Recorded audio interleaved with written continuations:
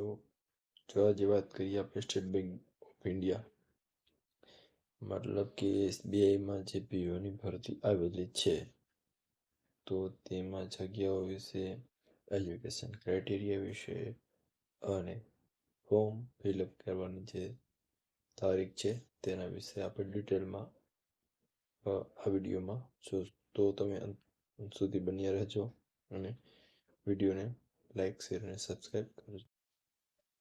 હાલો, તો વિડીયોમાં વાત કરીએ તો જે ફોર્મ ફિલઅપ કરવાની તારીખ છે તે 27/12/2024થી લઈને 16/1/2025 સુધી જે ફોર્મ ફિલઅપ કરી શકાશે.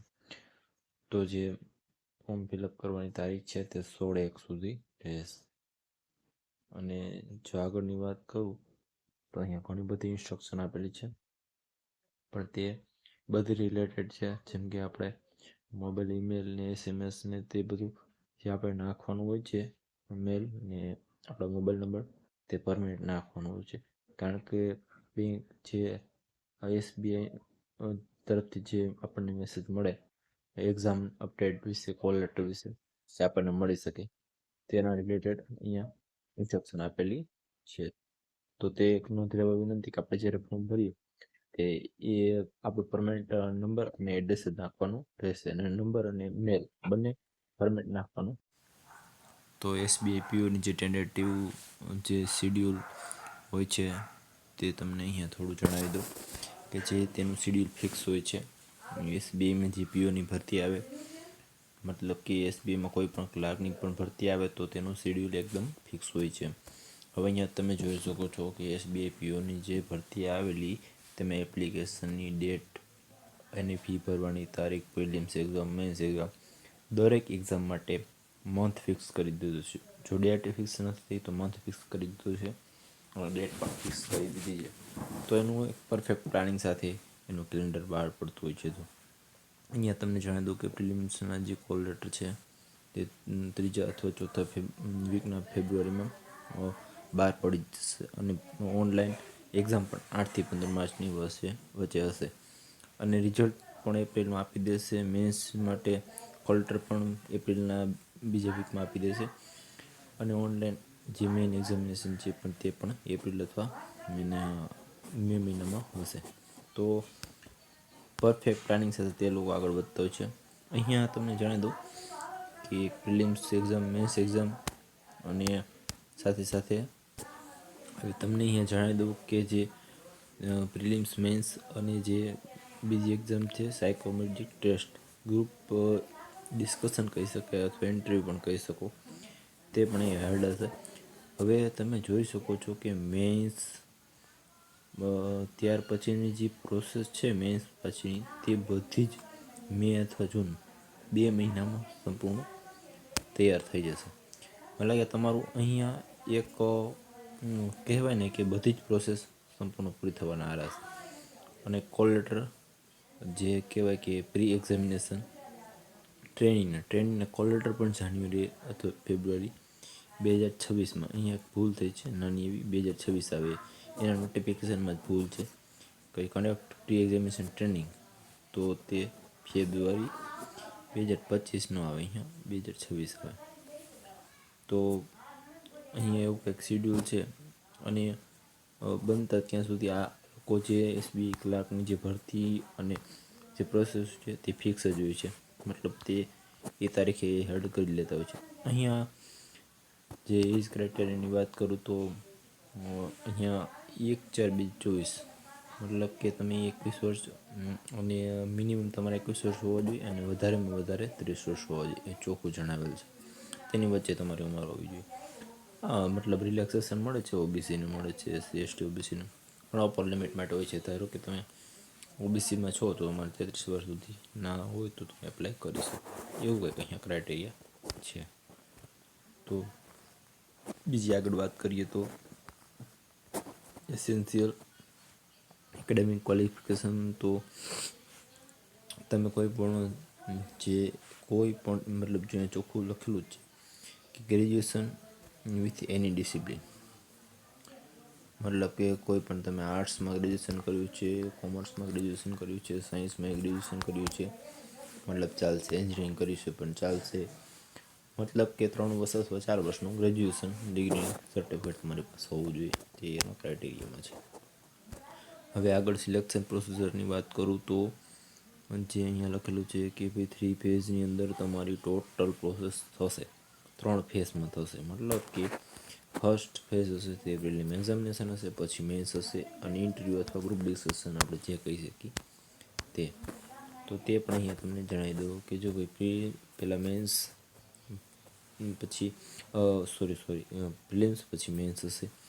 પ્રિલિમ્સનો કંઈક ક્રાઇટેરિયા પણ અહીંયા લખેલો છે કે ભાઈ આટલા ઘણા બોલાવવામાં આવશે. જો અહીંયા પહેલાં તો તમને જણાવી દઉં કે જે પ્રિલિમ્સનું માળખું છે તે કંઈક આવું કંઈક છે. પ્રિલિમ્સના માળખાની અંદર જણાવી દઉં કે English 40 question, aptitude reasoning 30 question, એમ કરીને ટોટલ 100 માર્ક્સનો હશે અને 20 મિનિટનો સમય હશે. હવે બીજી એસએસસી એક્ઝામ અને અહીંયા શું ફેર છે તે તમને થોડી વાર જણાવું.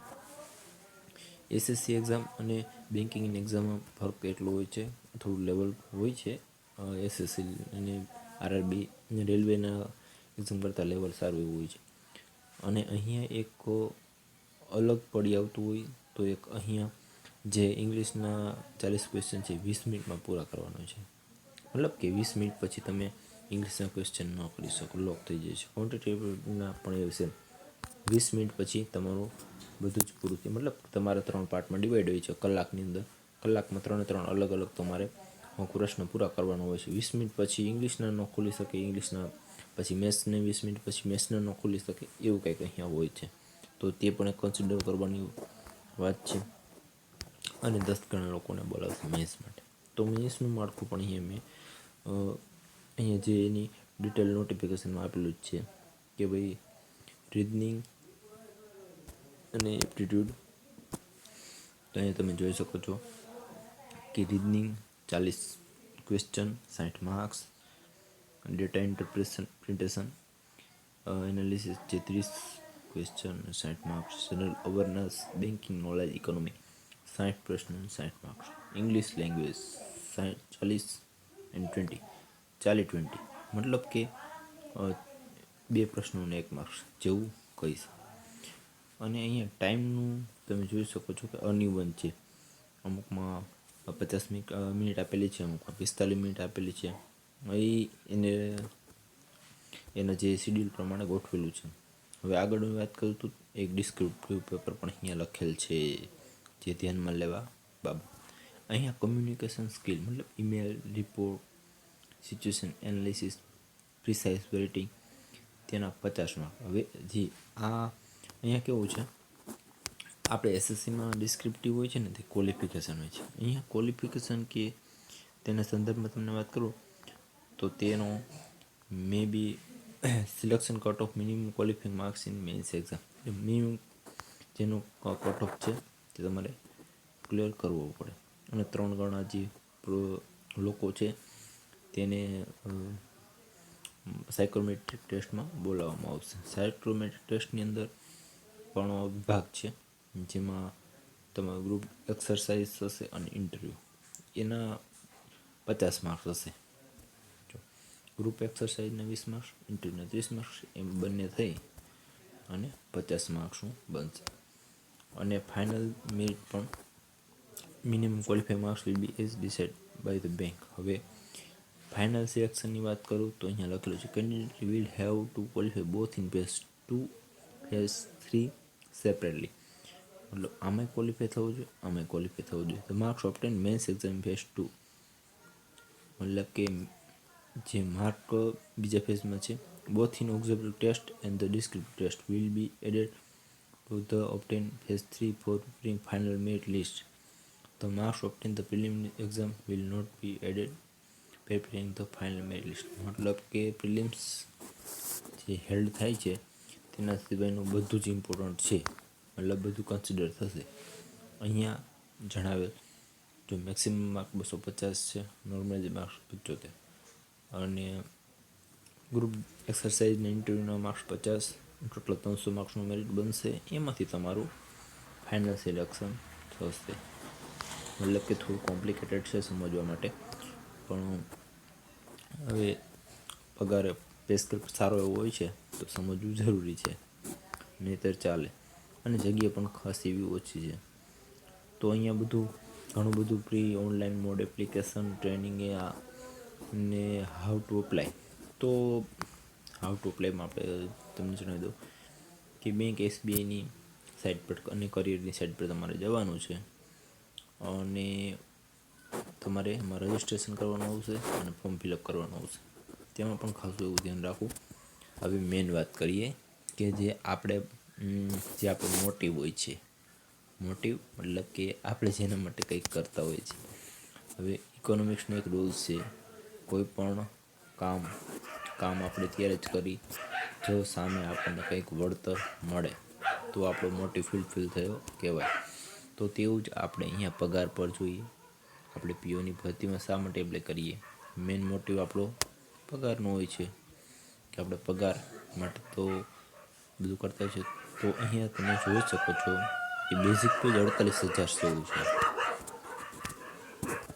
તો બેઝિક પેની આપણે વાત કરી કે ભાઈ 48,000 માત્ર બેઝિક પે હોય છે. હજી આમાં DA, HRA, CCA, PF બધું જ ઉમેરાતા સારો એવો પે સ્કેલ થઈ શકે. મુંબઈ જેવા સિટીમાં 18.67 લાખ, મતલબ કે આપણે સમજી શકીએ કે એક MNC કંપની જેટલો પે સ્કેલ એક ગવર્મેન્ટ આપી શકે. તમે જોઈ શકો છો.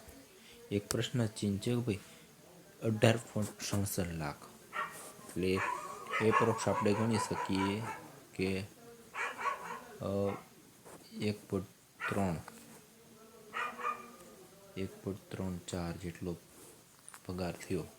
1.5 લાખ આસપાસ આપણનો પગાર મહિનાનો સ્ટાર્ટિંગ સેલરી, એ પણ ગવર્મેન્ટ બાય. તો મે બી સારું કહેવાય, એપ્લાય કરવું જોઈએ. અને join training career executive bond value 2 lakhs. તો અહીંયા કંઈક બોન્ડનો પણ રેટ રહેશે. 3 વર્ષ માટે બોન્ડ છે 2 લાખનો. અને તમારે જો વિશ્વાસ હોય મેથ્સ રીઝનિંગને સારી પકડ ઇકોનોમિક્સમાં હોય તો એપ્લાય કરવું જ જોઈએ. અને આ વિડીયો તમારા ફ્રેન્ડ સર્કલ, દોસ્તો, ગ્રેજ્યુએટ છે તે બધાને સુધી મોકલો અને લાઈક ખાસ કરજો, કારણ કે લાઈકથી મારી ચેનલ ગ્રો થશે. જો લાઈક તમે કરશો અને સબસ્ક્રાઈબ કરશો તો મારી ચેનલ ઉપર સારા એવા ખાસા વ્યૂ આવશે. જો જેમ લાઈક વધારે તેમ વ્યૂઝ જાજા આવે. તો લાઈક વધારે મળે, વ્યૂઝ જાજા આવે, તમને બીજો વિડીયો બનાવવાનું મોટિવેશન મળે. માટે તમે લાઈક, શેર અને સબસ્ક્રાઈબ કરજો. Thank you.